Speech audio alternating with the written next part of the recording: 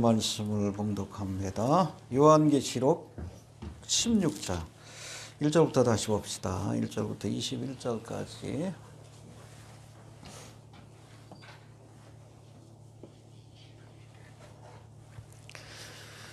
한 절씩 교독합니다. 계시록 16장 1절.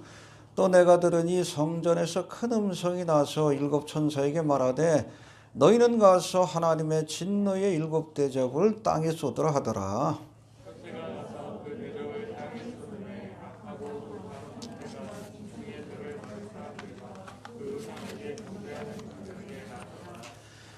둘째가 그 대접을 바다에 쏟음에 바다가 곧 죽은 자의 피같이 되니 바다 가운데 모든 생물이 죽더라.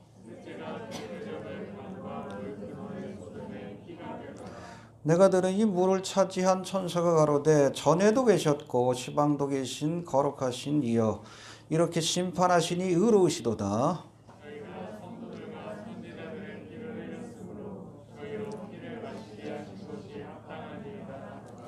또 내가 들으니 제단이 말하기를 그러하다 주 하나님 곧 전능하신 이시여 심판하시는 것이 참되시고 의로우시도다 하더라.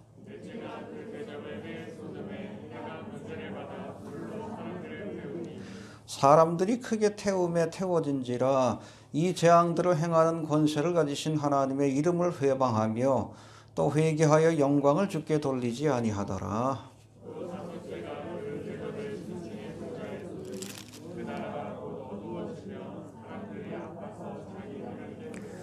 아픈 것과 종기로 인하여 하늘의 하나님을 회방하고 저희 행위를 회개치 아니하더라.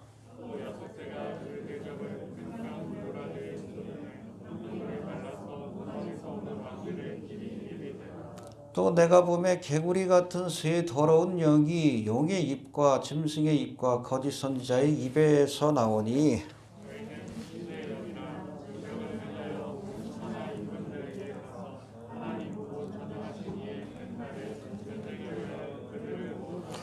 보라 내가 도적같이 오리니 누구든지 깨어 자기 옷을 지켜 벌거벗고 다니지 아니하며 자기의 부끄러움을 보이지 아니하는 자가 복이 있도다.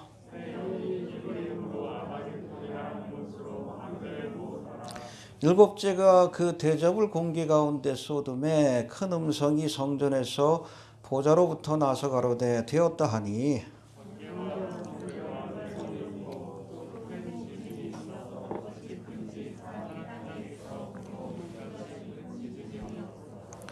큰 성이 세 갈래로 갈라지고 만국의 성들도 무너지니 큰 성 바벨론이 하나님 앞에 기억하신 바 되어 그의 맹렬한 진노의 포도주 잔을 받으매. 함께 봉독합니다. 또 중수가 한 달란트나 되는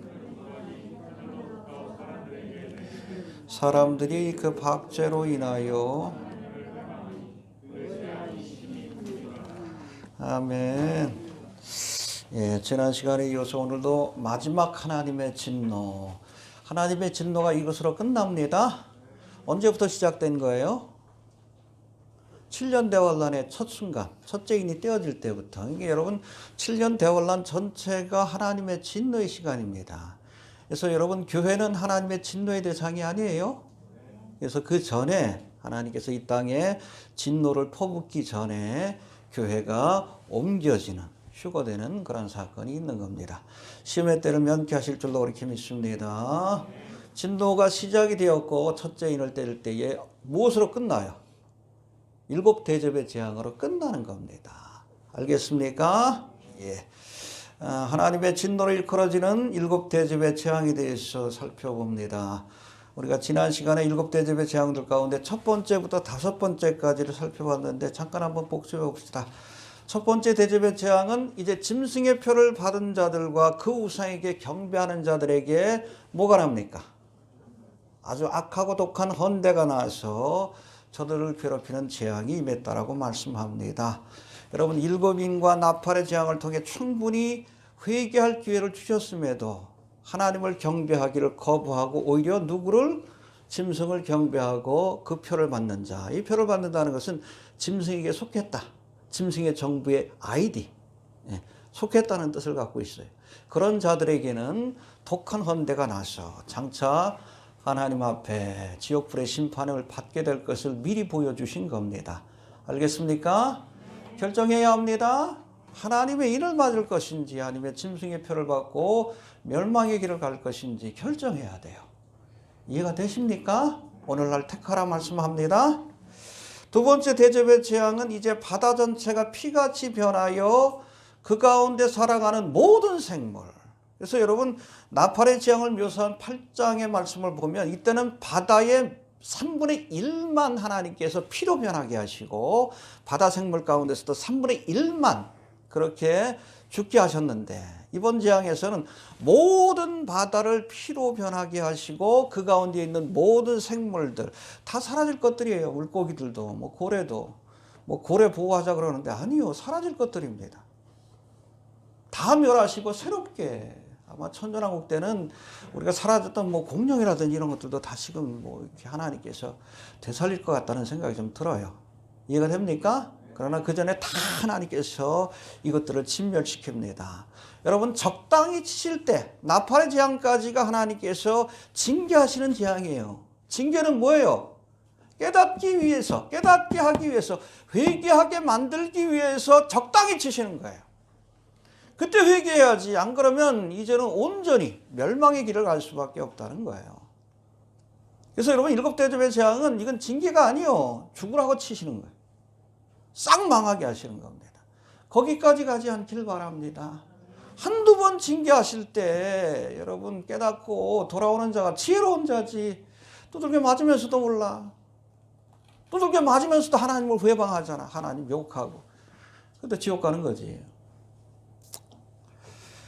또 세 번째 대접의 재앙은 강과 물의 근원, 마시는 물을 피로 변하게 하는 재앙인데 왜 그렇습니까? 성도의 피를 너희가 흘렸으니까 그 피를 너희가 마시리라. 하나님은 보응하십니다.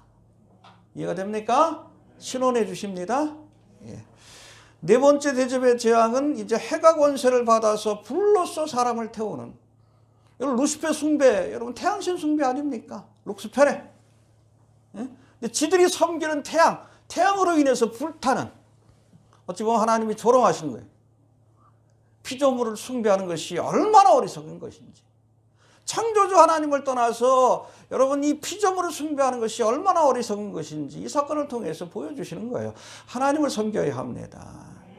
그래서 우상을 숭배하는 자들, 뭐 일루미나티들도 루시퍼를 섬기지만 루시퍼는 신이 아니요, 피조물이에요. 이해가 됩니까? 태양도 마찬가지고 달도 그렇고 나무도 그렇고. 설악산에 가보면 뭐 동양 최대의 자물이 있다 그러는데 그거 여러분 쇳덩어리지. 걔가 일어날 수 있어요? 일어나게 하면 500원 줄게. 자기 몸도 간수 못하는데 무슨 누굴 도와줘. 미련한 거지. 이렇게 우상 숭배하는 게 미련한 거예요. 눈이 있어도 보지 못하고, 귀가 있어도 듣지 못하고, 입이 있어도 말도 못하고, 다리가 있어도 걷지는 못하고. 이게 우상이에요. 섬기는 자도 똑같은 거예요. 그래서 우상 숭배는 여러분 악한 거 이전에 어리석은 거예요. 야 너희들이 얼마나, 야 태양신 섬겨? 그래야 태양으로 한번 불타봐라. 하나님이 조롱하시는 거예요. 얼마나 어리석은 건지. 그렇잖아요. 엘리야가 조롱하잖아. 야 너희 뭐 바알 신이 뒷간에 갔나 보다. 영어 성경에 나와요. 화장실 갔나 보다. 그것도 나와요. 깨워라. 무능한 존재입니다. 길어질 것 같네. 좀 넘어갑시다. 그 다음에 다섯 번째 대접의 재앙은 이제 짐승의 보좌가 어두워지는 흑암의 재앙이 임했다고 했는데, 어둠 가운데서 사람들이 큰 고통을 겪었다. 이게 지옥의 모습이에요. 마태복음 22장 13절에 보니까 바깥 어두움에 쫓겨나 슬피 울며 이를 가는 일이 있을 것이다. 지옥의 모습을 미리 맛보게 하신 거예요. 미리. 이해가 됩니까? 이어지는 여섯 번째와 일곱 번째 대접의 재앙은 이제 아마겟돈 전쟁을 준비하는 모습과 그리고 마지막 장망성이라고 하는 큰 성 바벨론이 멸망하는 모습을 우리에게 보여주고 있습니다. 오늘 주제가 그거예요. 세상은 그걸 보여주는 거예요. 요한계시록의 주제이기도 해. 세상은 장망성이다. 그걸 설명하시려고 여기까지 오신 거예요. 그러니까 여러분 장망성을 바라보지 말고 뭘 바라봐요? 영원히 흔들리지 않는, 사라지지 않을 영원한 하나님의 나라를 소망하는 거예요. 여러분 이게 여러분 요한계시록의 주제입니다. 코로나 때문에 1년 동안 고생하셨는데 뭐 금년에로 나아질 것도 없어. 어차피 망할 장망성입니다. 미련 두지 마셔요. 알겠습니까? 에녹처럼 주님과 동행하시다가 가자 그러면 좀 쫓아가면 됩니다. 이해가 되십니까? 자, 16장에 기록된 7대접의 재앙들을 살펴보면 우리가 지난 시간에도 살펴봤듯이 출애굽기에 기록된 10가지 재앙들이 반복해서 등장합니다. 이해가 됩니까? 먼저 짐승의 표를 받고 그 우상에 경배한 자들에게 독한 헌데, 이거 종기의 재앙이 반복된 거예요. 이해가 되십니까? 예, 두 번째, 물이 변하여 피가 되는 두 번째와 세 번째 대접의 재앙은 첫 번째, 여러분 애굽 땅에 내렸던 그 재앙이 반복되고 있는 거예요. 알겠습니까? 또 세 번째 보면 짐승의 보좌에 어둠이 내리는 재앙은 애굽 땅에 내려진 9번째 흑암의 재앙이 반복이 된 겁니다. 해봅시다. 반복되고 있다. 네 번째, 개구리 같은 새 더러운 영이 임금들을 미혹하여 아마겟돈 전쟁으로 이끄는 6번째 재앙이 있다 살펴볼 텐데, 이건 애굽 땅에 내려졌던 두 번째 재앙이 반복이 되는 겁니다. 이해가 됩니까? 그리고 다섯 번째, 번개와 뇌성과 우박. 이 우박이 여러분 한 달란트. 찾아보니까 영어 성경에 100파운드라고 돼 있어. 시대마다 무게가 좀 차이가 있었는데 100파운드면 45kg요. 황금 1달란트면 엄청난 겁니다. 주님께서 달란트를 맡겼다 그러는데 이거 엄청난 거예요. 45kg요. 얼마 정도 될까 모르겠네. 45kg짜리 우박이 떨어지면 어떻게 될까? 다 하나님께서 다 멸망하는 겁니다. 이 땅에 여러분 살아남을 자가 누가 있겠어? 다 죽지. 거의 다. 짐승들은 뭐 살아남겠어요? 예? 먼저 지진으로 다 흔들어 놓으시고 거기에 그냥 45kg짜리 큰 우박이 떨어지면 남는 게 없겠지. 이게 다 부수고 주님께서 재건축하는 겁니다. 그렇죠? 여기도 뭐 구도시 재건축하는데 제일 먼저 뭐 해? 다 때려 부시잖아. 그리고 나서 새로 짓는 거예요. 천년왕국은 새로 지으실 겁니다. 바다의 생물들도 새롭게, 육지의 생물들도 새롭게, 사람들도 여러분 새롭게 거듭난 사람들만 데리고 천년왕국에 가시는 거예요. 이해가 되십니까? 아무튼 이것도 애굽 땅에 내려진 7번째 우박의 재앙이 반복된 것이다. 이처럼 7대접의 재앙 안에 출애굽기의 재앙들이 반복되고 있습니다. 해봅시다. 반복된다. 하지만 그 규모는 일정 지역이 아니라 애굽 땅이 아니라 전 세계. 네. 그래서 여러분 이것을 신학자들은 7대접의 재앙을 극단적인 출애굽의 사건, 그래서 ultimate exodus의 사건이라고 그렇게 표현합니다. 근데 성격은 똑같아. 여러분 애굽 땅에 하나님께서 10가지 재앙을 내리신 이유가 뭐예요? 이스라엘 백성을 괴롭혔던 바로와 애굽을 심판하기 위한 겁니다. 7년 대환란도 마찬가지예요. 하나님의 백성들을 괴롭혔던 저 그리스도와 그리고 그가 통치하는 세상 나라를 심판하기 위해서 이런 7대접의 재앙을 내리시는 겁니다. 재앙의 성격이 마찬가지입니다. 예. 그리고 이스라엘 백성 편에서 보면 이 사건을 통해서 출애굽의 은혜, 바로의 학정에서부터 구원받는 은혜가 주어지게 되는 거예요. 할렐루야. 똑같아요. 여러분 이 사건을 통해서 하나님의 백성을 핍박했던 세상 나라와 저 그리스도를 심판하시고 끝까지 믿음을 지킨 사람들을 하나님께서 출애굽 구원하셔서 천년왕국의 백성으로 삼으실 겁니다. 할렐루야. 이스라엘 가운데 3분의 1을 주님께서 남겨놓으신다 그랬고 이방인 가운데서도 끝까지 믿음을 지키고 뭐 중간에 순교하지 않은 사람들은 살아남아서 천년왕국에 그렇게 들어가게 될 겁니다. 물론 우리는 그리스도의 신부로서 부활의 몸으로 참여하게 될 겁니다. 이해가 되십니까? 예. 이런 7대접의 재앙들 가운데 우리가 지난 시간에 5번째 대접의 재앙까지 살펴봤는데 오늘은 12절부터 이어지는 여섯 번째, 일곱 번째 대접의 재앙. 이것도 살펴보면서 신앙적 적으로 생각해 봅니다. 먼저 여섯 번째 대접의 재앙은 아마겟돈 전쟁을 예비하시는 재앙인데 12절 말씀 먼저 한번 봅시다. 12절 시작.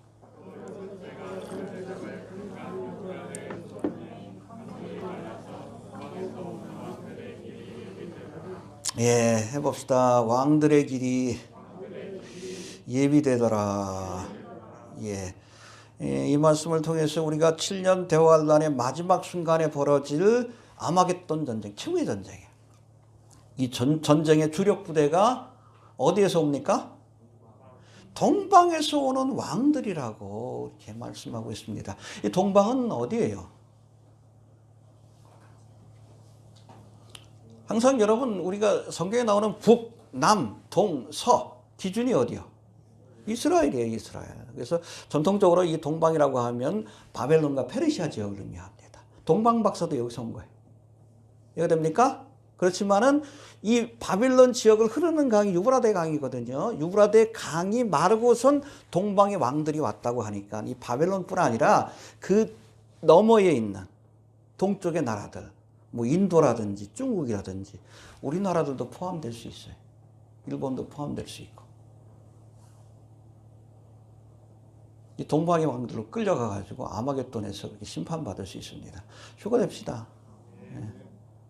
알겠습니까? 예. 아무튼 동방의 왕들이 아마겟돈으로 이스라엘 땅으로 그렇게 침노하는 전쟁을 위해서 길을 가는 그 길이 열렸다라고 말씀합니다. 해봅시다. 길이 예비되었더라. 이 길을 예비하신 분이 누구요? 하나님이십니다. 그렇죠? 왜? 죽이려고.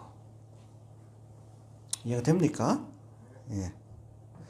하나님을 대적하는 세상 왕들을 죽이시기 위해서 이제 유브라데 강을 말리시고 동방의 왕들이 이 길을 통해서 이스라엘로, 그렇죠? 왜 아마겟돈인가? 이게 여러분 이스라엘의 큰 길이 두 개가 있어요. 동쪽으로 왕의 대로가 있고 지금의 요르단 지역입니다. 서쪽으로는 국제 해안대로라고 해서 그 중간에 가장 요충지가 무기또예요. 무기또. 여기를 통해서 아프리카, 아시아 그리고 유럽으로 통하는 가장 중요한 여러분 기착지가 무기또예요. 여기로 인도하는 거예요. 여기에 모여가지고 왜냐하면 여러분 집사님 안 계시네. 성지순례 가신 분들은 알겠지만 이 무기또 언덕에 가보면 거기가 이스라엘 평지요. 대평원입니다. 그래서 거기에서 나는 곡식으로 이스라엘 전체가 먹고 살아요. 대평원입니다. 그리고 무기또는 여러분 산도 아니요. 하루 무기또라고 하는데 그냥 언덕이에요. 사택이 이렇게 올라간다 언덕이죠. 그 정도밖에 안 돼. 여기서부터 이렇게 딱 가면 요 정도 언덕밖에 안 돼요. 근데 대평원에 있는 언덕입니다. 그리고 교통의 요지니까. 거기에 군사를 집결시켜가지고 이스라엘을 진멸하기 위해서 전쟁을 벌이는 거예요. 그게 바로 아마겟돈 전쟁입니다. 뭐 뒤에서 좀 살펴보겠지만. 근데 그 길을 하나님께서 예비하시사 동방의 왕들을 그 길로 인도해서 왜? 딴 거 아니에요. 죽이시기 위한 겁니다. 여러분 잠언 14장 12절에 보니까 어떤 길은 사람 보기에는 바르지만 필경은 사망의 길이니라. 딱 보기에는 이게 사는 길 같아. 가면 이스라엘을 진멸하고 저 그리스도 나라를 완성할 것 같아. 아니에요. 죽이려고 하나님이 길을 열어놓으시는 거예요. 이해가 됩니까? 해봅시다. 어떤 길은 사람 보기에 바르지만 필경은 사망의 길이니라. 여러분 사도 바울을 로마로 호송하던 배가 이제 미양이라는 곳에 정박하자 사도 바울이 호송을 책임질 율리오 백부장에게 권합니다. 이제 겨울철도 되니까 사도 바울은 여행을 많이 다니까 알잖아요. 지중해 지역에 바람이 많이 불거든요. 그럼 배가 위험해요. 굉장히 위험합니다. 그러니까 우리 여기 미양에서 과동하고 겨울을 보내고 그리고 우리가 계속 항해를 지속합시다. 그랬더니 이 선주하고 그 선장이 여기가 아니라 좀 베니스에 가서 과동을 하자고 그렇게 제안을 합니다. 조금만 좀 가면 베니스가 나오니까 거기 가서 하자고. 왜냐면 거기가 놀고 먹기 좋으니까. 무리해가지고 항해를 합니다. 율리오가 선장과 선주의 말을 사도 바울의 말보다 더 믿었다라고 말씀해요. 무리해가지고 항해를 하는데 처음에는 남풍이 불어오니까 득이한 줄 알고 자신들이 바른 길을 가는 줄 알고 좋아했어요. 근데 곧바로 또 뭐가 밀려옵니까? 갑자기 유라굴라라는 광풍이 몰려와서 그야말로 사도 바울이 경고한 대로 뭐 배와 거기에 있는 물건뿐 아니라 사람들까지 다 죽게 되었어요. 사도 바울 덕분에 살아났지. 여러분, 순한 남풍을 만났다고 내가 지금 바른 길을 간다라고 착각하지 마셔요. 여러분, 길은 시작하는 순간이 중요한 것이 아니라 이 길의 끝나는 그 종착지가 어딘가를 우리가 알아야 돼요. 이해가 되십니까? 해봅시다. 길의 시작이 아니라 길의 끝이 어디를 향하는지 볼 수 있는 지혜가 있어야 합니다. 그렇죠? 유브라데 강이 탁 마르고 길이 열리니까 이제 이스라엘을 칠 수 있는 좋은 기회다. 아니요. 지네들이 죽는 길이요. 살필 수 있는 그런 지혜가 있길 바랍니다. 알겠습니까? 네. 요즘 뭐 BI가 뭐 스위트홈이라는 거 요즘 뭐 세계적으로 선풍적 인기가 있대. 거기 OST를 불러가지고 굉장히 뭐 함께 좀 인기를 좀 끌고 있는데 지금은 좋겠지, 그쵸? 돈 벌고. 죽는 길이에요. 죽는 길입니다. 이러고 예수 믿는다는 소리는 안 했으면 좋겠어. 기독교 코스프레만 안 했으면 좋겠어요. 지금은 뭐 자기가 바른 길을 안다고 생각하겠지. 아니요. 사망의 길이에요. 이거 됩니까? 판단하셔요? 순풍을 만났다고 돈도 벌고 명예도 있고 권세도 주어지고 하나님의 축복을 받아. 아니요. 저주요. 길의 종착지를 볼 수 있어야 돼. 그게 지혜입니다. 믿음의 길은 고난의 길이요. 처음에 믿음 생활하다 보면 어렵고 힘들지. 중도에 포기하는 사람도 많고. 종착지는 어디요? 천국이에요. 하나님의 나라예요. 시작이 아니라 끝을 볼 수 있어야 합니다. 알겠습니까? 어떤 길은 사람의 보기에 바르나 필경은 사망의 길이니라. 마음에 새기시길 바랍니다. 또 13절 14절 읽어봅시다. 13절 14절 시작.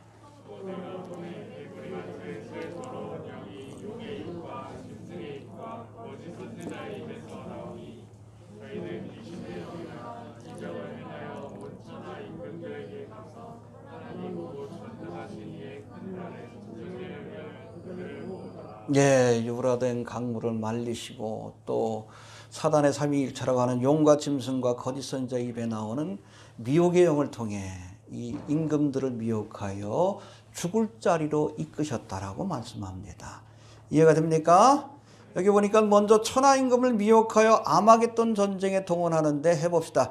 용의 입과 짐승의 입과 거짓 선지자의 입에서 나온 여기 보니까 개구리 같은 더러운 영이 동원되었다라고 말씀하는데 우리 지난 시간에 살펴본 것 같이 용과 짐승과 거짓 선지자는 사탄의 삼위일체예요.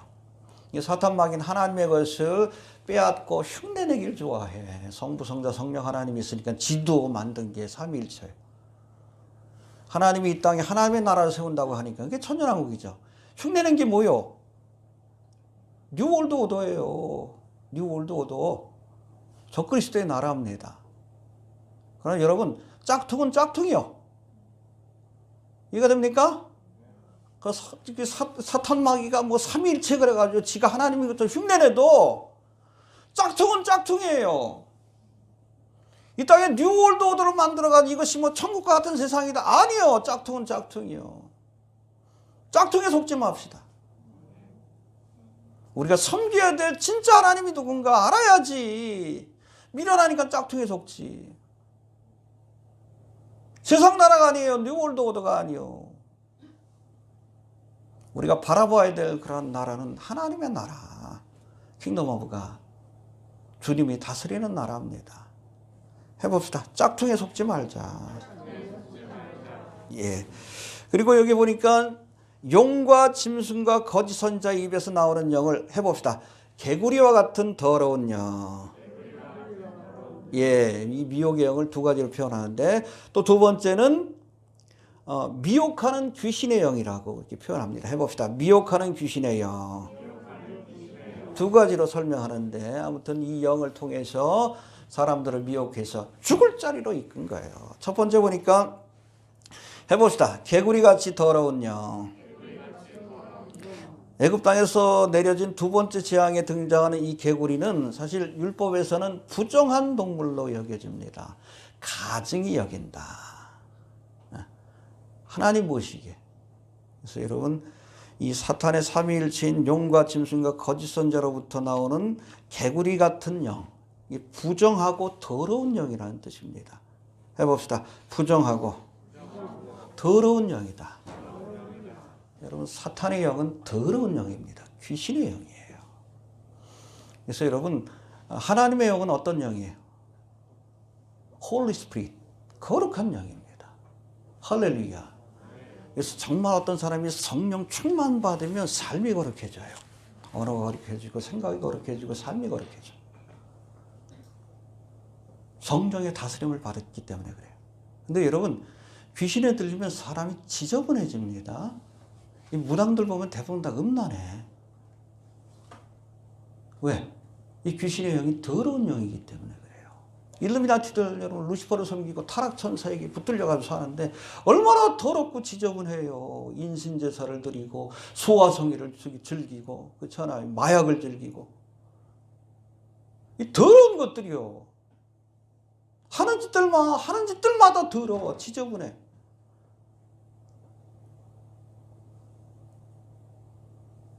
귀신한테 제사 지낸다고 그냥 정액을 뿌리고 그냥 피를 뿌리고 이 미친 것들이지. 섬기는 게 더러우니까 하는 짓거리들이 더러워. 더러운 영들입니다. 또 14절에서는 이 영을 이적을 행하는 귀신의 영이라고 이렇게 표현합니다. 14절 다시 한번 봅시다. 14절 시작. 이적을 행하여.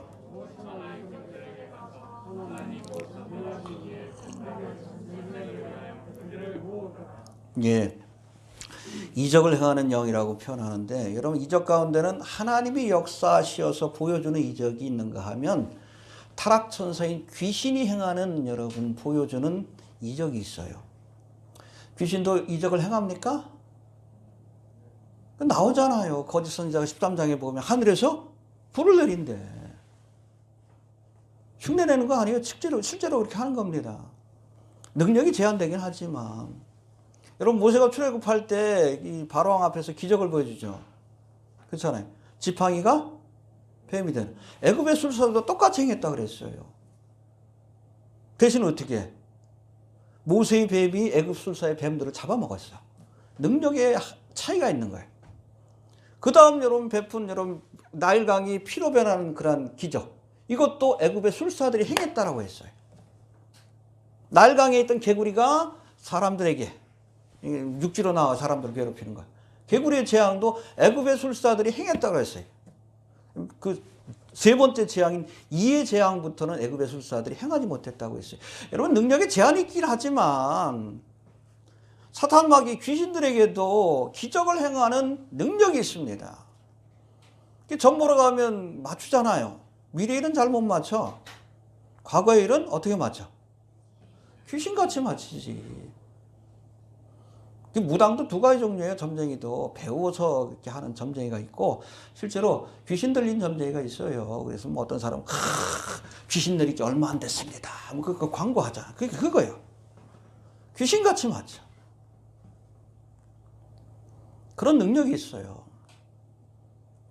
그래서 여러분 성경에도 그래요. 너희가 영이라고 다 믿지 말고 요한일서 4장 1절에 보니까 이것이 이 영이 하나님께 속하여 한다 시험해 봐라. 해봅시다. 영을 다 믿지 말고 오직 영들이 하나님께 속하였나 시험해봐라. 열매를 보면 알아요. 이적이 나타나도 귀신의 영은 더럽습니다. 열매가 더러워요. 더러워요. 시험해 보시길 바랍니다. 가끔 보면 우리가 하나님의 말씀이 아닌 표적을 구하는 사람들이 있어. 뭐 환상이다, 종말도 왜 성경 말씀 보면 되지. 자꾸 누가 어느 자매가 뭐 그냥 예언을 받았다 그러고 계시를 받았다 그러고 무슨 의미가 있어? 그러다 다미가 된 거 아니에요. 그렇잖아요. 그때도 뭐 애들이 그냥 두 명의 아이가 뭐 계시를 받았는데 보니까 9월 28일인가? 10월 28일인가? 기억도 안 나네. 휴거가 되는 그런 환상을 봤다고. 두 아이가 똑같이 봤다고. 이게 미혹의 영이 역사하는 거지. 그 시험해보면 알잖아요. 뭐로 시험해봐? 캐논. 왜 몰라? 성경에 나오잖아. 그날과 그 시는? 모른다. 누구도 몰라? 그거 안다 그랬으니까 이단이지. 간단하잖아요. 여러분, 표적을 구하는 신앙은 그릇되기 쉬워요. 유대인은 표적을 구하고 이방인은 헬라인은 지혜를 구하나. 우리는 십자가에 달리신 예수님, 십자가의 복음만 붙든다. 말씀을 붙드는 믿음을 가지라는 얘기예요. 특별히 마지막 때가 될수록 얼마나 많은 미혹하는 자들이 나왔는지 몰라. 유튜브도 그냥 엉뚱한 거 보고 와가지고 나한테 물어보지 마. 엉뚱한 거. 이상한 블로그 보고 와가지고 자꾸 나한테 물어봐. 그냥 그 성경 보면 분별이 되지. 왜 분별이 안 돼? 그 시간 있으면 차라리 그냥 성경을 보던지, 그쵸? 네? 제 일루미나티에 관한 글도 하루에 하나씩밖에 안 해요. 그냥 시대 흐름만 알면 돼. 네? 이렇게 흘러가고 있다는 것만 알면 되는 거예요. 그 자세하게 구체적으로. 자꾸 그러다가 음모론가가 되는 거예요. 그 얘기하라 천국이 가까웠다. 그것만 깨달으면 돼. 그거 깨달으라고 제가 글 올리는 거예요. 속속들이 다 알 필요도 없어. 흐름을 알면 돼요. 지금 백신 여권 나온다 그러죠. 이 흐름이요. 뭐로 가는? 베리칩과 짐승의 표로 가는. 그 흐름만 알면 되는 거예요. 백신이 짐승의 표 아니에요. 짐승의 표가 되려면 매매 기능이 있어야지. 저는 하이드로겔 센서도 짐승의 표가 될 수 없다고 봐요. 왜? 그 안에는 매매 기능이 없어요. 지금까지 그것을 완벽하게 구현하는 건 베리칩밖에 없어요. 그래서 베리칩이 위험하다고 얘기하는 거지. 그리고 결국에는 이 백신 여권도 베리칩으로 가기 위한 단계라고 보는 겁니다. 그 흐름을 우리가 알면 되지. 우리하고는 상관없어요. 어찌 보면. 그 전에 휴거될 겁니다. 구체화되기 전에. 매매의 기능이 여러분 완벽하게 구현되기 위해서는 세계의 경제가 통합이 돼야 돼요. 그러려면 세계 경제가 먼저 무너져야 돼. 그리고 세계 경제가 통합이 되고 세계 화폐가 나오고 그 세계 화폐가 뭐로 결제? 네, 베리칩으로 결제하는 그런 단계까지 가야 돼. 시간이 필요한 거예요. 근데 그걸 제가 올리는 이유는 뭡니까? 그만큼 가까웠다는 것을 우리가 깨닫자는 거예요. 회개하라. 그 다음 뭐예요? 막 두려워 떨고 어쩌지 백신 맞으면 내가 지옥 가나. 아니 엉뚱한 소리 하지 말자고. 하나님 바라보자 하는 거예요. 자꾸 두려움을 주는 것은 사탄 마귀가 하는 겁니다. 이단들이 사람들을 모을 때 하는 그 방법이 뭐요? 두려움을 주는 거예요. 우리한테 와야지 구원받아? 백신 받으면 너희 지옥 가? 이 두려움을 줘가지고 사람들을 추정하게 만들어. 아니요. 여러분 요한계시록도 두려우라고 주신 말씀은 아니에요. 희망의 말씀이에요. 그렇게 믿음을 지키고 환난 가운데서도 끝까지 이긴 자에게 신천신지 새 예루살렘 천국의 소망이 있다는 걸 보여주는 거 희망의 책입니다. 예수 모르는 사람들이 종말이 여러분 절망의 사건이지. 왜 우리에게 절망의 사건이요? 죽고 싶지 않아요? 죽고 싶어요. 오늘이라도 주님께서 데려가 주셨으면 좋겠어. 이게 마라나타 하는 거 아니에요. 자꾸 엉뚱한 것 가지고 사람들을 두렵게 하는 거. 너무 깨닫지 못하는 것도 사실 문제가 있긴 하지만, 그렇죠? 예. 하나님이 원하시는 일이 아니에요. 그걸 통해서 하나님의 나라를 바라봐라. 에녹도 그랬잖아요. 무드셀라를 낳고 나서 네 아들이 죽으면 하나님이 심판하신다. 창을 든 자는 뜻 아니에요. 그때부터 정신 차린 거예요. 300년 동안. 그러라고 하나님께서 종말에 관한 말씀을 주신 거예요. 무슨 뜻인지 알죠? 제가 블로그 사역하는 그 의도도 아시겠죠? 에녹처럼 이 종말의 사건이 가깝다는 거 알면 이제부터라도, 그때부터 이 에녹이 정신 차렸어요. 65세 때. 그때부터 정신 차리고 300년 동안 동행하다가 365세 때 들림 받은 거예요. 이해가 됩니까? 그럴 수 있게 되길 바랍니다. 알겠습니까? 예. 14절 한번 봅시다. 14절. 시작.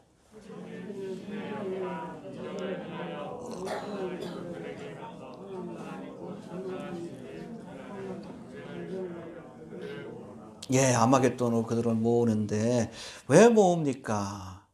이 동일한 사건에 대한 말씀이 스가랴 12장 2절 3절에 나옵니다. 왜 그들이 아마겟돈에 모이는가? 스가랴 12장 2절 3절에 거기에 대한 설명이 나와요. 한번 봅시다. 스가랴 1324페이지 읽어보고 나갑시다. 구약성경 12장 1323페이지네요. 2절 3절 3페이지 4페이지 나와 있습니다. 이게 아마겟돈 전쟁을 묘사한 말씀이에요. 2절 3절 시작. 보라, 내가 예루살렘으로 그 사면 국민에게 혼치케 하는 잔이 되게 할 것이라. 예루살렘이 에워싸일 때에 유다에까지 미치리라. 그날에는 내가 예루살렘으로 모든 국민에게 무거운 돌이 되게 하리니 무릇 그것을 드는 자는 크게 상할 것이라. 천하만국이 그것을 치려고 모이리라. 예루살렘을 치려고. 그러니까 무깃도 언덕에 모여서, 거기 평야, 이스라엘 평야에 모여서 예루살렘을 치기 위해서 준비하는 거예요. 알겠습니까? 해봅시다. 이스라엘을 치기 위해 모이는 것이다. 이스라엘 쳐서 이스라엘 잔멸하기. 왜 잔멸하려고 해? 사탄 마귀의 생각은 단순해요. 앞으로 세워질 천년왕국은 이스라엘에게 약속하신 메시아 왕국입니다. 그 약속이 이사야라든지 성경에 나와요. 선지서에. 그러니까 사탄 마귀 무슨 생각을 해? 이스라엘만 없으면 메시아 왕국이 이 땅에 이루어지지 않는다는 생각을 하는 거예요. 헤롯 왕 때는 무슨 생각을 했어? 예수님만 죽이면 메시아 왕국이 이루어지지 않는다. 그래서 죽이려고 한 거예요. 헤롯을 격동해가지고. 그러니까 그거 실패했잖아. 이제는 뭐요? 이스라엘만 없으면 메시아 왕국에 대한 성경의 예언도 실현될 수 없다. 그러니까 죽이려고 하는 거예요. 그래서 여러분, AD 70년 이스라엘이 로마에 의해 멸망한 뒤에도 사탄 마귀는 전 세계에 반유대주의적인 사상을 퍼뜨려서 이스라엘을 잔멸하기 위한 시도들을 해왔어요. 유대인의 역사, 디아스포라의 역사를 보면 그런 일들이 많아요. 스페인에서 그런 일들을 겪었고. 그 중에 대표적인 것이 2차 대전 때 히틀러를 격동해가지고 유대인들을 다 죽이려고 했어. 3분의 1밖에 못 죽였잖아요. 600만 명. 원래는 다 죽이려고 했어요. 그 7년대 환란 때도 다 죽이려고 하는데 3분의 2밖에 못 죽이는 거예요. 나머지 3분의 1은 보수라로 하나님께서 피하게 하시는 거예요. 여러분, 지금도 이란과 같은 나라에서는 제2의 홀로코스트를 일으키겠다. 이스라엘 진멸해버리려 했다고 해요. 결국 이 반유대주의적인 사상이 결국에는 곡과 마곡의 전쟁을 불러오는 것이고, 그것이 결국에는 아마겟돈 전쟁도 불러오게 되는 거예요. 이해가 됩니까? 이스라엘을 잔멸하려고 하는 반유대주의 사상. 그 뒤에 누가 있어요? 사탄 마귀가 있다는 것을 알아야 돼요. 지금 교회 안에서도 정신 못 차린 사람들이 막 그냥 유대인들에 대해서 비난하는 사람들이 있는데, 아니요. 마귀의 역사예요. 스피커 수가 그래가지고 폭발했죠. 하나님이 용납할 수 없는 부분입니다. 그건 저도 용납을 못해요. 웬만하면 가만히 있으려고 그러는데 그건 용납할 수 있는 부분이 아니에요. 이 유대인을 잔멸하려고 하는 것입니다. 여러분 유대인들 가운데서도 유태 자본가라고 해서 사탄의 회에 속한 자들이 있어. 일루미나티들. 그렇죠? 빌 게이츠도 유대인들이고 세계 경제를 장악한 게 유대인들인데 그런 사람들도 있지만 하나님의 언약의 백성인 유대인들이 있어요. 그 구분할 수 있어야 합니다. 유대인이라는 이름을 갖고 있지만 실제로는 사탄의 회에 속한 사람. 그 사람들이 바리새인 서기관들 아니에요. 예수님 죽이려고 했고. 지금도 그렇다는 거예요. 구분할 수 있어야 돼요. 언약의 백성인 이스라엘과 사탄의 회에 속한 유대인들을 우리가 구분할 수 있어야 되는 거예요. 기본적으로 우리는 이스라엘을 복되게 해야 합니다. 창세기 12장에 너를 축복하는 자에게 내가 복을 주고 너를 저주하는 자에게 저주하리라. 할렐루야. 이 말씀을 지켜가지고 복받은 나라가 있어. 어떤 나라예요? 그게 미국이에요. 그게 미국. 유럽에서 핍박이 있을 때 어느 나라에서도 유대인들을 받아주지 않았어요. 그 유대인들을 받아준 것이 미국이에요. 하나님 축복하신 거예요. 미국의 대통령들은 그 원칙을 계속 지켜왔어요. 근데 그걸 깬 게 바로 그 오바마입니다. 바이든도 마찬가지예요. 특별히 해리스 여자 그 부통령 같은 경우에는 친팔레스타인주의자예요. 반유대주의자예요. 트럼프가 무식하긴 해도 그래도 그걸 지킨 거예요. 적어도 그 말씀을 하는 거예요. 이스라엘을 복되게 하면 나도 복받는다. 미국도 복받는다. 실제로 그랬잖아. 부정선거 때문에 결국엔 낙선했지만. 그렇죠? 네. 어둠의 세력이 역사하도록 허락하시는 겁니다. 이 반유대주의 사상은 계속 퍼져나가게 될 거예요. 전 세계적으로. 심지어는 교회 안에도. 성경을 모르니까 그런 소리 하는 거지. 왜? 이스라엘이 이 땅에 예수님과 함께 천년왕국을 건설할 걸 알기 때문에 그래요. 간단합니다. 마귀의 전략은. 또 온천하 임금들을 미혹하여 아마겟돈으로 모으신 여섯 번째 대접의 재앙은 사실은 하나님께서 세상 임금들을 심판하기 위한 과정입니다. 아까도 설명했듯이 무슨 자리로 인도한 거예요? 죽을 자리로 인도한 거예요. 해봅시다. 죽음의 자리로 인도한 것이다. 열왕기 22장에다 보면 하나님이 아합을 죽이기 위해서 하나님께서 제일 먼저 하신 일이 뭐냐면 아람과 이제 전쟁이 벌어지려고 하는데 가야 될지 말아야 될지 잘 모르는 거예요. 선지자들을 불렀어요. 어용 선지자들이지. 한 400명을 불러가지고 내가 이번에 아람과 전쟁을 하려고 하는데 길라앗 나못에 가서 가야 될까 말아야 될까. 그때 여러분 기가 막힌 말씀이 나옵니다. 열왕기상 22장 23절에 보니까 하나님께서 이 선지자들 가운데 거짓말하는 영을 역사하게 했다고 했어요. 거짓 예언을 하게 했어요. 가십시오. 승리하실 겁니다. 다들 그래요. 400명이. 그래도 찜찜하잖아요. 미가야라는 선지자. 이 사람은 평소에 바른 말만 하거든요. 하나님만 바라보면서. 가면 죽습니다. 그래. 누구 말 들어? 400명 선지자. 거짓말하는 영에 붙들린, 미혹하는 영에 붙들린 선지자의 말을 듣고 갔다가 길라 나못에서 죽어요. 죽이려고 하나님께서 이끄신 거예요. 아마겟돈 전쟁도 마찬가지예요. 세상의 왕들을 무기또 언덕에서 다 쓸어버리시려고, 죽이시려고. 내가 가고 있는 길이 죽는 길인지 사는 길인지 분별하시길 바랍니다. 하나님이 죽이려고 이렇게 인도하는 사람이 있어요. 그래서 여러분 멸망할 사람들은 제일 먼저 판단력을 흐리게 하십니다.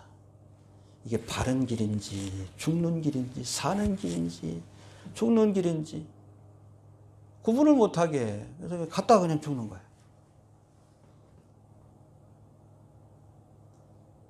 이 소경이 소경을 인도하면 결국에는 멸망하기를 가는 거예요. 한국교회도 깨달아야 되는데, 그렇죠? 응? 판단력이 흐려지면 결국에는 헤매다가 멸망하기를 가는 거예요. 여러분 주님 오실 날이 가까운데 그렇잖아요. 몰라. 한국교회 미혹의 영이 역사하는지 정치판에 그냥 미쳐가지고 돌아다니고. 그래서 종말에 관한 징조들. 믿지 않는 사람들도 아는데 교회 안에서 그런 얘기하면 무슨 2단이니 3단이니 누가 2단이고 누가 3단이요. 무식하면 가만히나 있지. 무식하면 좀 배우려고 하고. 누가 이단이고 누가 삼단이고. 성경도 모르는 무식한 것들이.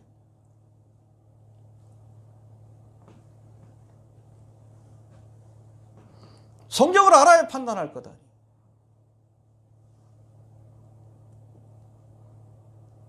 첫 번째로 내리는 심판이 판단력을 흐리게 하는 거예요. 그러니까 죽을 자리를 지가 쫓아가는, 지가 찾아가, 지가. 하나님은 그렇게 하시는 거예요. 거짓말하는 영을 보내가지고, 미혹의 영을 보내가지고 죽을 자리를 찾아가게 하는 거예요. 아합으로 하여금, 세상의 왕들로 하여금. 하나님 죽여버리시려고. 분별해야 합니다. 알겠습니까? 15절의 말씀 봅시다. 15절 시작.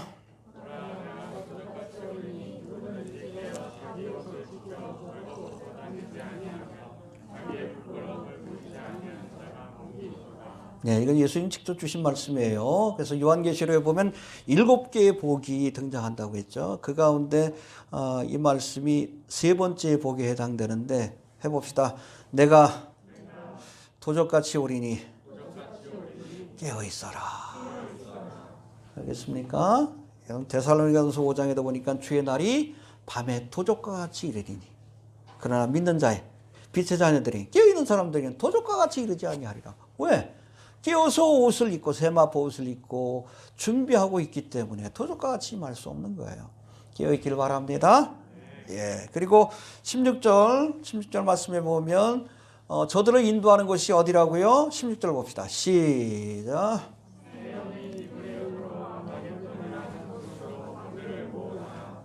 예. 적그리스도의 영이 천하 임금들을 미혹하여 큰 전쟁을 위해 모으는 장소, 죽이려고 모으는 장소가 하루 무기토, 아마겟돈. 헬라식 표현은 아마겟돈, 히브리식 표현은 하루. 하루가 언덕이라는 뜻이에요. 마운틴은 아니에요. 언덕이에요. 조그매요, 조그매. 가보면 실망합니다. 그냥 언덕이에요. 솔로몬이 거기다 궁전 쳤어요. 워낙 하솔의 궁전이라고 전략 요충지이기 때문에 그런 유적들이 남아 있어요. 근데 그 사방은 다 이스라엘 골짜기 혹은 평야라고 해가지고 딱 보면은 그냥 호남 평야를 보듯이 지평선이 거의 보일 정도로 아주 드넓어요. 군인들이 주둔하기 좋은 곳입니다. 그리고 아까도 말씀드렸지만 여기는 그래서 이스라엘 관통하는 중요한 두 개의 길이 있다고 그랬죠. 왕의 대로 요르단 쪽에 페트라를 통해서 이렇게 쭉 가는 요 길이 있고 밑에서부터 그리고 아프리카로부터 오는 해안대로 국제 해안도로라고 합니다. 요것이 딱 지나가는 것이 바로 무기토예요. 전략 요충지입니다. 그래서 한때 여러분 유럽을 정복했던 나폴레옹이 이 무기토를 이 아마겟돈을 와본 적이 있어요. 보고서는 뭐라고 했냐면 세계 정복을 꿈꾸는 사람은 반드시 얻어야 할 땅이다라고 했어요. 그만큼 전략적으로 중요한 요충지고 고대로부터도 많은 전쟁이 있었던 곳입니다. 솔로몬이 거기다 요새를 만들어 놓은 거예요. 거기를 지켜야 나라를 지킬 수 있고 제국을 지킬 수 있기 때문에 그래요. 그리고 거기를 차지하면 세계를 차지하는 거예요. 왜? 사통팔달이에요. 아프리카와 아시아와 유럽을 그렇게 관통하는 제일 중요한 전략 요충지입니다.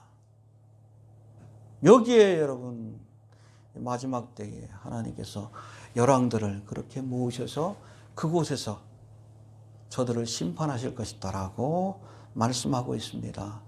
할렐루야. 그래서 우리가 시편 2편의 말씀은 이 아마겟돈 전쟁을 묘사한 시라고 얘기를 합니다. 한번 좀 찾아봅시다. 시편 2편 1절부터 6절까지만 봅시다. 시편 2편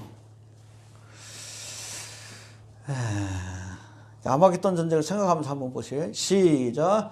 어찌하여 열방이 분노하며 민족들이 허사를 경영하는고 세상의 군왕들이 나서며 관원들이 서로 꾀하여 여호와와 그 기름 받은 자를 대적하며 우리가 그 맨 것을 끊고 그 결박을 벗어버리자 하도다. 하늘에 계신 자가 웃으시며 주께서 저희를 비웃으시리로다. 그때의 분을 바라며 침노하사 저희를 놀려 이르기를 내가 나의 왕을 내 거룩한 산 시온에 세웠다 하시리로다. 할렐루야. 그렇죠? 기름 부음 받은 자인 예수 그리스도를 대적하고 이스라엘을 진멸하기 위해서 무기또 언덕에 모여가지고 아마겟돈에 모여가지고 하나님을 대적하는 전쟁을 벌이라고 할 때 하나님 어떻게 하셔요? 웃으시는 거예요. 웃긴다. 그리고 밟아버리시는 겁니다. 포도주틀의 심판으로. 이해가 되시죠? 예. 자, 그리고 7번째 대접의 재앙 여기까지 나갑시다. 이제 17절부터 21절까지는 바벨론과 함께 온 세상 나라가 큰 지진과 해봅시다. 큰 지진과 큰 우박으로 멸망의 길을 가는 모습을 보여주는데 뭐 주제는 그거예요. 세상 나라는 장망성이다. 그것만 놓치지 않으면 됩니다. 알겠습니까? 17절 봅시다. 시작.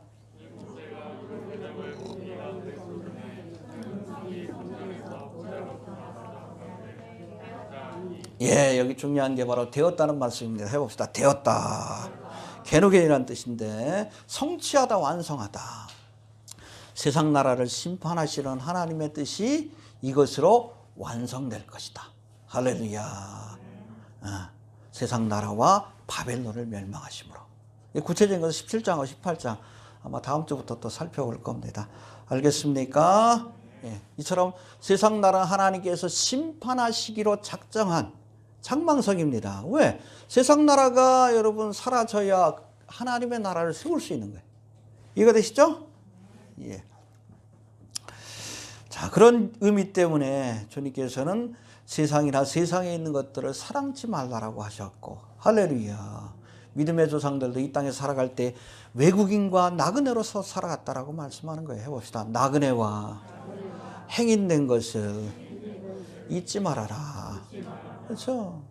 저들은 이 땅에 살면서 영원한 본향인 하나님의 나라를 사모하면서 살았다고 믿음의 조상 아브라함과 이삭과 야곱이 그렇게 살았다라고 말씀합니다. 우리도 좀 그렇게 살아갈 수 있게 되길 바랍니다. 예, 해봅시다. 세상은 장망성이다. 근데 장망성 같은 세상에 대한 미련을 버리지 못하고 이제 세상의 정치와 경제와 종교와 교육 그리고 문화를 바꾸어서 이 땅에 하나님의 나라를 건설하겠다라고 주장하는 사람도 있죠. 이게 뭐요? 신사도 운동가들입니다. 킹덤 나우 그러죠. 아니요. 킹덤 나우 아니에요. 성경에서 무슨 킹덤 나우예요. 우리의 힘과 노력으로 이 땅에 하나님의 나라 세운데 그게 여러분 카톨릭의 종말론이에요. 무천년설이고 후천년설이에요. 신사도 운동가들 그 얘기를 하는데 그건 여러분 성경에 근거가 없는 이단적인 사상입니다. 알겠습니까? 그러니까 여러분 신사도 운동가들이 자꾸 그냥 정광훈 하고 이렇게 싸바싸바돼서 이 땅에 뭐 정치를 바꾸겠다 그러고 사회를 바꾸고 경제를 바꾸고 교육을 바꾸겠다 7개 산을 정복해가지고 이 땅에 킹덤 나와 하나님의 나라 건설하겠다. 웃기는 소리예요. 하나님의 나라는 우리가 건설하는 게 아니에요. 위로부터 임하는 겁니다. 매일같이 기도하잖아요. 나라 임하옵시며 나의 킹덤 컴. 그렇게 기도하면서 그 말씀을 합니다. 주님이 오셔야 여러분 이 땅에 하나님의 나라가 세워지는 거예요. 세상 나라는 다 때려 부셔야 돼요. 장망성. 다 부셔야 하나님의 나라를 건설할 수 있는 거예요. 우리가 하는 거 아니에요. 속지 않길 바랍니다. 세상 고쳐 쓰려고 하지 마셔요. 요즘은 그래 자꾸 우리가 반대해야죠. 낙태도 반대해야 되고 그리고 차별금지법도. 그러나 하나님이 허락하셨다는 것도 인정해야 돼. 왜냐하면 그래야 세상을 심판할 수 있기 때문에. 바꾸려고 애쓰는 분들 마음은 이해가 되지만 그러나 넓게 보시길 바랍니다. 그제야 끝이 오는 겁니다. 바꿨을 때가 아니요. 떠날 때입니다. 이해가 됩니까? 실망해가지고 그냥 어디 뭐 딴 데가 또 욕하는 분들도 계시는데 그 마음은 제가 이해가 돼요. 거기에 너무 마음을 쏟지 않길 바랍니다. 상처받아요. 안 되는 건데 어차피 예루살렘은 망하는 거예요. 알면서도 예레미야가 선포했잖아. 그 다음을 보는 거예요. 바빌론 포로 이후에 재건될 이스라엘을 바라본 거지. 그런 꿈을 가져야지. 안 바뀌어요. 더 나빠질 겁니다. 죄송한 얘기지만 2021년을 새해 희망의 아니요 절망의 해입니다. 절망으로 가다 결국에는 여러분 여기까지 가는 거예요. 끝이 오고요. 그래야 끝이 오는 거예요. 그래야 주님이 오시는 겁니다. 세상 나라를 다 부시고 망해야 그래야 주님이 오실 수 있는 거예요. 장망성인 것을 잊지 않길 바랍니다. 알겠습니까? 예. 또 18절부터 21절까지는 이제 장망성 같은 세상 나라가 어떤 과정을 통해서 심판을 받고 사라지게 될 것인지를 보여주는데, 먼저 18절 한번 봅시다. 시작.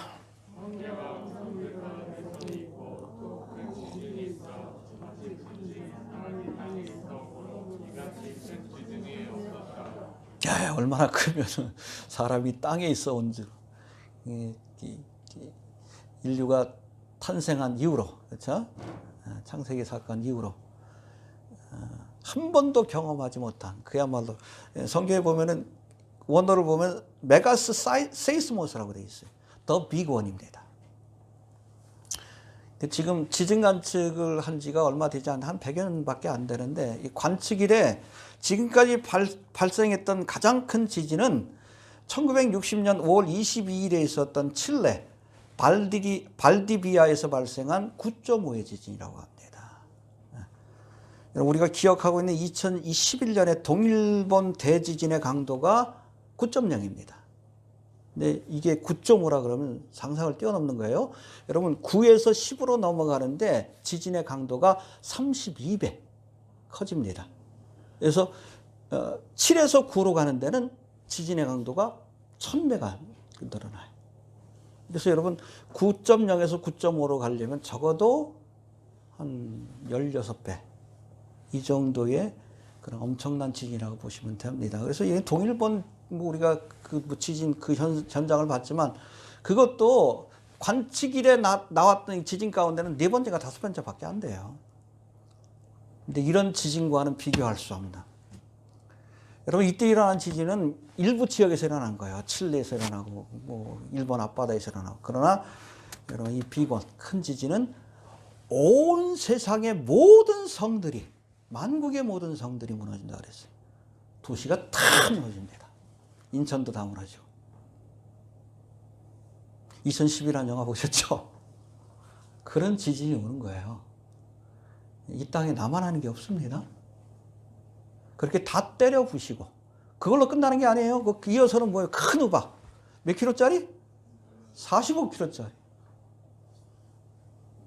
지진은 무너졌는데 거기다 우박까지 내렸는데 이 땅에 여러분 남아있는 게 뭐가 있겠어? 다 부시고 그냥 다 철거하시는 거예요. 그리고 새롭게 하나님의 나라를 건설하게 될 겁니다. 할렐루야. 예. 구체적으로 한번 봅시다. 구체적으로 우리 19절 한번 봅시다. 시작.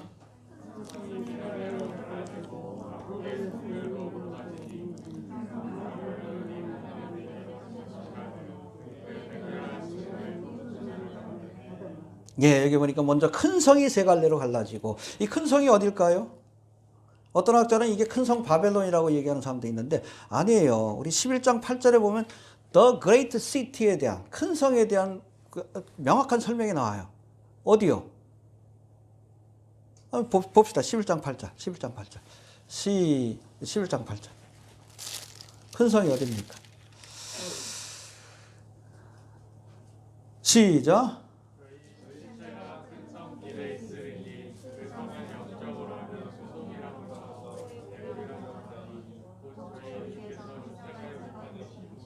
이 큰 성이 어디요? 예루살렘이에요. 예루살렘. 예루살렘이 세 갈래로 갈라집니다. 왜 하나님께서 예루살렘을 이렇게 지진으로 심판하시는 거? 뭐 딴 거 없어요. 여기 설명이 나오잖아요. 영적으로는 소돔과 애굽으로. 거룩해야 될 예루살렘이 소돔과 애굽과 같이 죄악이 같은 곳으로 변했기 때문에 하나님께서 이거 다 때려부시고 새롭게 지으시는 겁니다. 이때 아마 환란 성전도 주님께서 무너뜨릴 거예요. 왜? 더럽혀졌으니까. 누구에 의해서? 적그리스도에 의해서. 다 때려부시고, 그리고 에스겔 40장부터 나오는 천년왕국의 성전을 다시 세울게 될 겁니다. 이때 여러분 예루살렘이 세 갈래로 갈라진다고 했는데 스가랴 14장 4절인가에 보면 그 주님께서 재림하시기 직전에 감람산이 동서로 갈라진다는 말씀이 나와요. 그 예루살렘이 갈라지면서 그 옆에 있는 감람산까지 동서로 이렇게 쫙 갈라지는, 세세로 갈라지는 그런 심판이 임하게 된다는 겁니다. 그리고 나서는 뭡니까? 해봅시다. 만국의 성들과 큰 성 바벨론. 알겠습니까? 예루살렘 성뿐 아니라 만국의 성들, 우리가 알고 있는 도쿄, 일본, 뭐 인천이고 뭐고 다 무너지는 거예요. 도시들이 다 무너집니다. 그리고 큰 성 바벨론은 적그리스도 헤드쿼터, 세계 정부의 수도가 될 것인데 구체적으로 어딜지에 대해서는 여러 가지 의견들이 있어요. 이거 뭐 다음 시간에 살펴봅시다. 이것도 하나님께서 무너뜨리는 거, 다 무너지는 거 다. 알겠습니까? 해봅시다. 무너뜨리고 다시 세우실 것이다. 이 땅의 것들은 다 사라질 것들입니다. 그래서 이 히브리서 12장 27절에 보면 이 땅에 있는 것들을 진동할 것들이라는 표현을 해요. That are shaken. 흔들릴 것들이다. 그러니까 다 흔들어서 사라질 것들이라는 표현이에요. 여기 말씀해 보니까 해봅시다. 진동치 아니하는 것을 영존케 하기 위해 진동할 것들을 옮겨 놓으신다. 재밌죠? 진동치 않는 것이 뭐예요? 하나님의 나라예요. 이것들을 바라보게 하기 위해서 진동할 것들, 세상에 있는 것들입니다. 돈도 명예도 권세도 다 사라질 것들이에요. 이것들을 하나님께서 흔들어 놓으신다는 거예요. 그런 사람들 많잖아요. 한번 흔들려야 하나님을 찾는 거예요. 그렇죠? 영원할 것 같은 건강이 흔들려야, 그렇죠? 직장이 흔들려야, 그래야 하나님을 찾는 거예요. 이 세상이 여러분 큰 지진으로 사라질 것들이라는 사실을 깨달아야, 그래야 우리가 어디를 바라봐?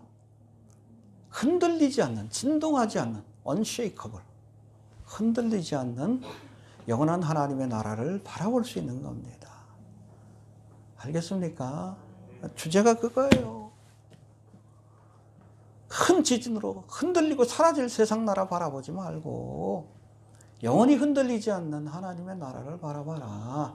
그게 지혜가 아닙니까? 그렇죠? 그리고 뭐 지진으로 흔든 게 아니라 우박의 재앙으로 다 쓸어버리시면 돼요. 21절 봅시다. 시작.